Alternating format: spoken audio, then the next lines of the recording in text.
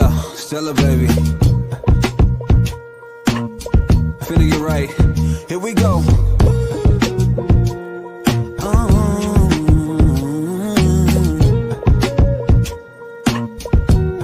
Yeah, listen. I ain't really trying to hold too much pride. Feeling like Michael, how I beat those odds. Yeah. Welcome to Unapologetically Divorced. This is where we talk about divorcing everything in your life that is holding you down, that weight in all the different categories of your life that is dragging you and making you feel so heavy. I don't know if anyone here that's listening today has ever been in the military and gone through basic training. Well, you know exactly what I mean. When you have these big old plates on your back and you're running and you're doing all these marching and you have all of this weight on you. And once you get to take that off, you are so free. And that is what we're talking about, getting rid of that weight, making yourself just be free and be the best version of yourself. So in today's episode, we're going to be talking about reclaiming your identity. I am Brittany Bossup. I am a licensed therapist, a podcaster, an author, and an international keynote speaker. And as we talk about reclaiming your identity, we have this quote: divorce doesn't define you, your resilience does. I'm going to read that again. Divorce doesn't define you, your resilience does. And so we have to understand that when we go through different things and challenges in our lives, guess what? You are not the thing that happened to you. You are not. Your ability to still stand and rise in the midst of the storm, that's what's remarkable. That's what's just amazing. And that's what allows you to say, I am still standing. But you have to be able to look at your own resilience. Don't keep allowing people to put you in a box based on what has happened to you. There are so many things that we can all say. We've had lots of trials and tribulations, things that have happened to us in our life. And guess what? They happen. And that is the real. That is the reality. They happen to us. And we can't control that. But we can control how we choose to look at it. We can control how we choose to allow it to affect us mentally, physically, and do something about it. Jeremiah 1 verse 5 says, before I formed you in the womb, I knew you. And so that means that nothing catches God by surprise. Nothing. So those of you who are facing divorce, have gone through divorce, those of you who have gone through so many trials and tribulations, I'm here to let you know that, yes, that happened to you, but you are still going to rise above it all because you can accomplish anything you put your mind to. And I choose to look at the resilience.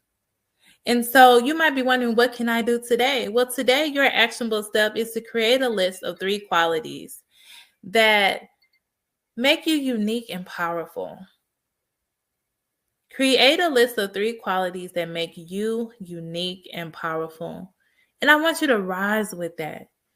And remember that, because so many times in life we forget who we are and we forget whose we are. And it's just important for you to be able to say, you know what? I am not the things that happen to me. These are the great qualities that I have. I'm resilient. I'm beautiful. I'm powerful. I'm strong. I am. And when you think about who you are and you reclaim your identity, that allows you to really stand bold. As you walk through rooms, understanding your worth and your value. Because no one's going to understand your worth and value more than you. And I have a book that's called Unapologetically Divorced, and you can find that at yourtransformationalhealing.com. But I'm going to read an excerpt. It's out of chapter 1, titled, Can I Get a Little Peace? Peace of mind. Peace. It's a word we toss around so casually. But when you really think about it, how often do we truly feel it? Life has a way of throwing chaos at us. Kids, work, relationships, bills, and let's not even get started on the constant noise of social media. It's no wonder we're all craving a little peace of mind. But here's what I've learned. Peace isn't something you find. It's something you create. It's a choice. a practice, and sometimes a fight. Creating peace means setting boundaries, even when it's uncomfortable. It means saying no to things that drain you and yes to things that fill your soul. It's learning to walk away from drama, toxicity, and anything else that threatens your sanity. And so I once had a conversation with a gentleman who stated, he said, you know what? If it costs me my peace, I got to go. And I understand that now, being in my mid-30s, if it costs me my peace, you got to go. And how many of you are listening today and you know that there's somebody or something that's draining you? And I promise you, when you toss that weight off, you will feel so much better.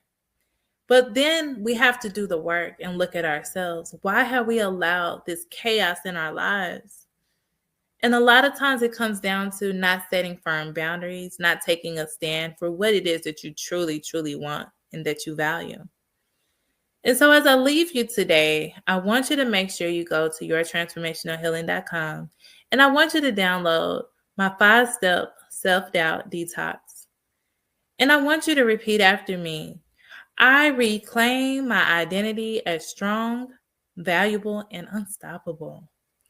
I reclaim my identity as strong, valuable, and unstoppable. Be blessed. Yeah, Stella, baby. Finna get right. Here we go.